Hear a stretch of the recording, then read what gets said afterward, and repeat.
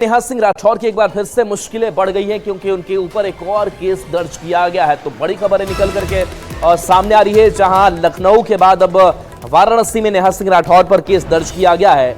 वाराणसी के लंका थाने में केस दर्ज हुआ है। पीएम मोदी के खिलाफ विवादित टिप्पणी करने का आरोप नेहा सिंह राठौर के ऊपर।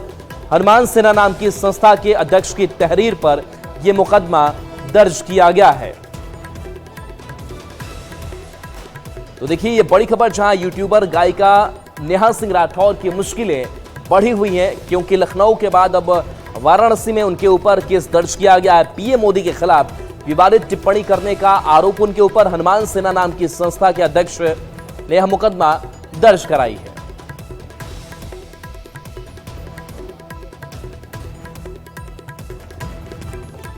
ऑपरेशन सिंदूर की जानकारी, उसकी उपलब्धियों का जो संदेश है वो अंतर्राष्ट्रीय मंचों तक पहुंचाने के लिए जो डेलीगेशन बनाया गया था, वो डेलीगेशन अब रवाना होना भी शुरू कर चुके हैं। और इसी बीच ये खबर सामने आई है कि जो नेतृत्व तय किया गया था और वो नेतृत्व अब पहुंचेगा अलग अलग जगहों पर, जहां इसकी उपलब्धियां बताई जाएगी। बता दें कि जेडीयू सांसद संजय कुमार झा की अगुवाई में एक सर्वदलीय प्रतिनिधिमंडल दिल्ली एयरपोर्ट से रवाना हुआ। प्रतिनिधिमंडल ऑपरेशन सिंदूर और आतंकवाद के खिलाफ भारत की निरंतर लड़ाई को प्रदर्शित करने के लिए जापान, इंडोनेशिया, मलेशिया, कोरिया और सिंगापुर का दौरा करने वाला है।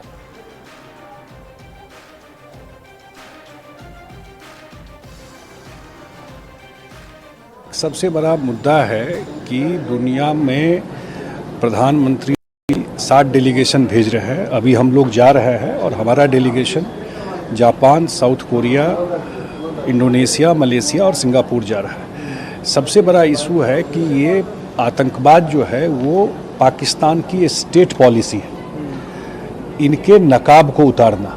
ये आतंकवाद कोई वहाँ से कोई दो चार लोग ऐसे नहीं आते हैं, पूरा स्टेट उसको स्पॉन्सर करता है, पूरा थ्राइव करता है स्टेट के सपोर्ट से। इस बात को पूरे दुनिया में जा कर के बताना। और दूसरी बात जो है, जो एक न्यूक्लियर ब्लफ है, जो हमेशा बोलता है कि मैं आतंक कोई घटना हो गई तो न्यूक्लियर ये कोई, इस ब्लफ को भी ख़त्म करना कि ऐसा नहीं होगा कि हम आपके आतंकवाद और हमारे यहाँ आकर के टेररिस्ट एक्टिविटी करते रहिए और उसको हम झेलते रहेंगे। तीसरा है सिंधु इंडस रिवर का जो इशू है, वो सब इशू जब भी 1960 में हुआ, उस समय उसका सबसे बड़ा था कि फ्रेंडली और कोऑपरेशन के रहेगा दोनों कंट्री में। वो सब तो कुछ बचा नहीं।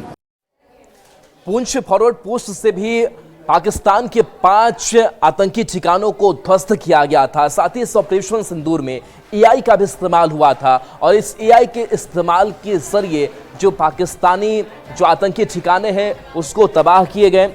और बता दें कि इस एआई के इस्तेमाल की वजह से भारतीय जवानों को पाकिस्तानी अड्डों को बर्बाद करने में बेहद मदद मिली। न्यूज़ 18 इंडिया की टीम उसी फॉरवर्ड पोस्ट पर पहुंची। 6 और 7 की दरमियानी रात भारत का एक एक नागरिक नहीं भूला है। पाकिस्तान ने भारत पर आधी रात जाकर हमला किया था, जब पाकिस्तान में आतंकी ठिकानों में आतंकियों के आका सोए हुए थे। सर्जिकल स्ट्राइक हुई, एयर स्ट्राइक हुई, सबूत मांगे गए, कई सवाल उठाए गए। पुंछ के लाइन ऑफ कंट्रोल जिस सर्विलांस रूम में हम हैं, यहां पर एक एक सबूत आपको दिखाएंगे और वो सबूत इस तरीके से। आप देखिए सर्विलांस रूम के अंदर जो एलईडी में तस्वीरें आपको दिख रही हैं, एक एक चौकी को ध्वस्त किया जा रहा है। अब एक के बाद एक धमाके वहां पर हो रहे हैं।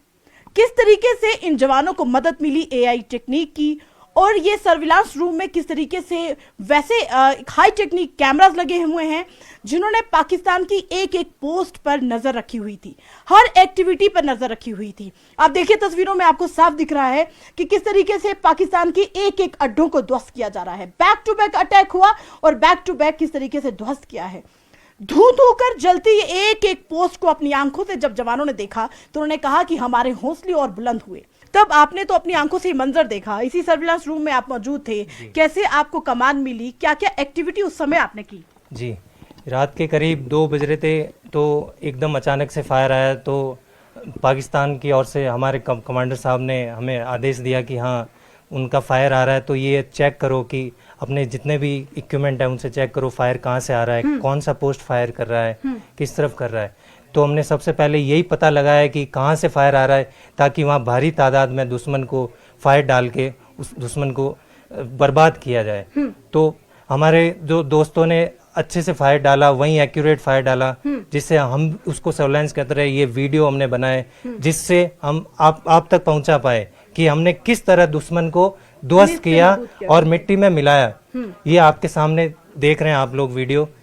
इसी द्वारा हम यहीं सर्वेलेंस में जिस दिन तक फायर का उल्लंघन हुआ हम यहीं थे और हम 24/7 आवर्स यहीं पर रहे। और आज भी आप उस दिन से लेके आज भी यहीं पर मौजूद हैं आज तक? जी मैम, हम आज भी यहीं मौजूद है, क्योंकि पाकिस्तान का दुश्मन का कोई भरोसा नहीं है, कभी भी वो धोखा देके हमें चोट पहुंचा सकता है।